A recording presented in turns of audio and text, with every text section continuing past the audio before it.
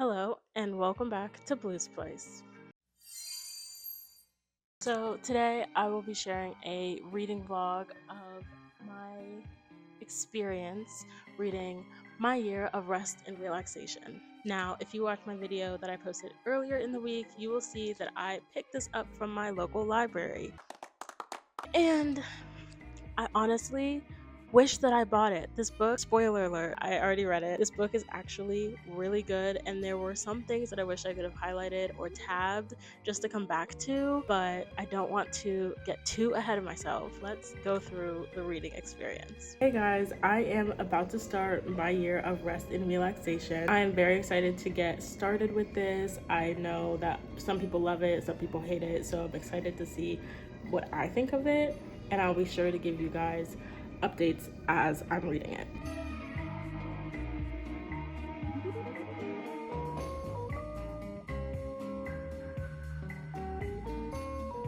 Okay guys, I have finished chapter 4 of My Year of Rest and Relaxation. I am on page 176. I think that's the last page of the chapter.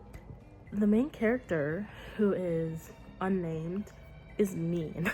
At first I was finding her internal dialogue kind of funny and like harshly sarcastic, but now it's just like mean. Like something sad happened to her best friend, and the way that she's just discussing her and how she's like processing this sad event is just mean. She looks at her with disgust, like all of this. Right now, my end of the night thoughts on this book are that I'm enjoying it. It's definitely different than what I was expecting, and that the main character is mean.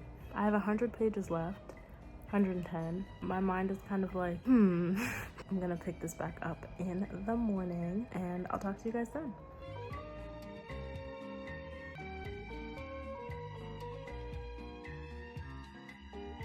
I've definitely heard that My Year of Rest and Relaxation is super polarizing or controversial. Some people are like, oh, it's so boring. Other people think it's like this masterpiece of depressive representation and everything. So I just want to be able to join the conversation, especially as a psychology major, being exposed to academic literature and research about drugs and substance use and stuff like that. This is definitely gonna itch my psychological brain and itch my like thought daughter lit fic kind of like era that I feel like I'm in.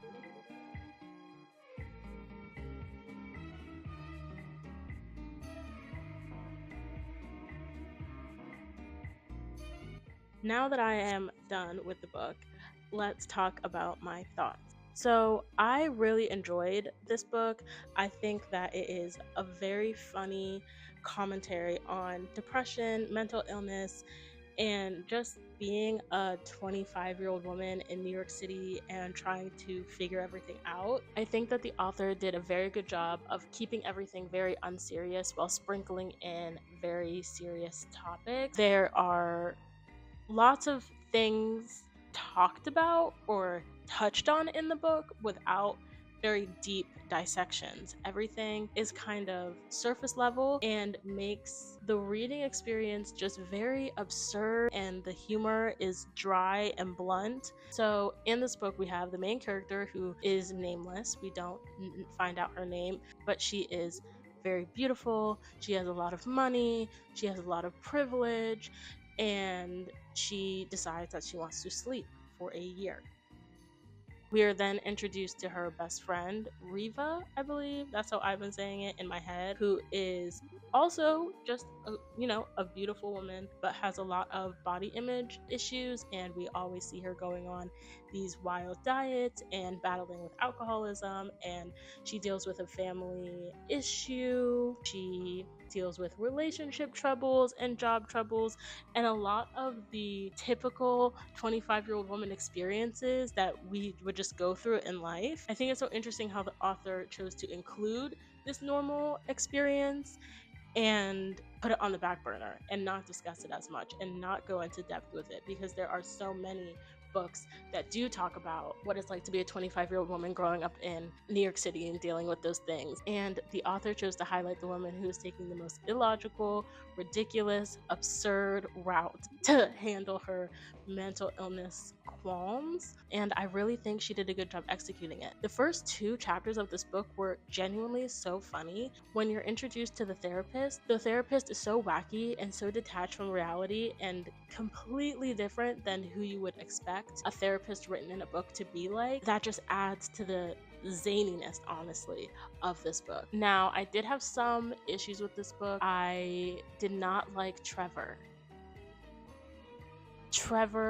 why he was included in this book, I have no idea. I don't know what he added.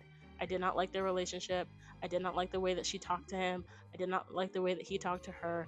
I did not like anything about the relationship. I wish that Trevor was not in the book at all. Everyone else I think I was a fan of in their own right, and I could see their place in the book. Trevor was really just a no-go for me. Hated the scene in the end, or not in the end, but towards the end of the book regarding Trevor. If you know what I'm talking about, you know what I'm talking about. Did not need that at all. And speaking of the end of the book, I think that the way that it wrapped up was interesting. I liked how the ending kind of came to. We're not talking about the last page. That is different. Once again, bold. Don't know what that was about, but okay. I'm talking about, the chapter, the whatever 50 pages after. It's so hard to talk about this book without talking about the book because there's no plot. So any event that happens in this book feels like I'm telling you a spoiler. Towards the end of the book, after a certain part of her journey, something happens with her and her mindset. And I did like how that was discussed and how that was kind of different than the rest of the book. And I was a fan of that. I don't understand the last page, but I liked everything else, I think.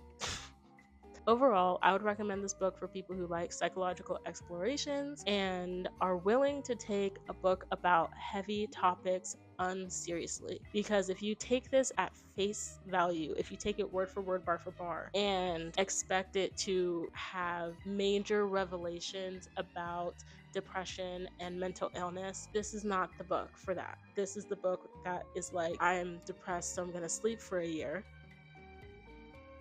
and then that's it. Me personally, I live in America in 2025 and I have to go to work every day, so that's not an option for me.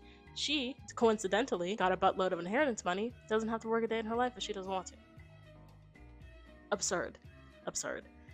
So 3.75 stars. I don't know if I said that, but that's my final rating of it. I did think that while it was a good book, and I do recommend it to people that are down for a no plot psychological exploration of this girl who is severely unlikable. Is this book for everybody? No, it's not. And I don't recommend that everybody even need to read it. I don't think I agree with the girlies that are like, this is a modern classic. There are better books, better depictions of mental illness, and also better unserious books about mental illness out there. But hey, I enjoyed my time. I am not going to read it again, but I might look into her other work. That's kind of where I'm leaving off with this. I don't really have much else to say. Yeah. Anyway, thank you guys for watching.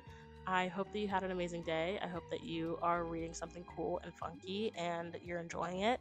And feel free to check out my TikTok. I am trying to blow up over there, as one would say. And yeah, I can't wait to talk to you guys again. Bye.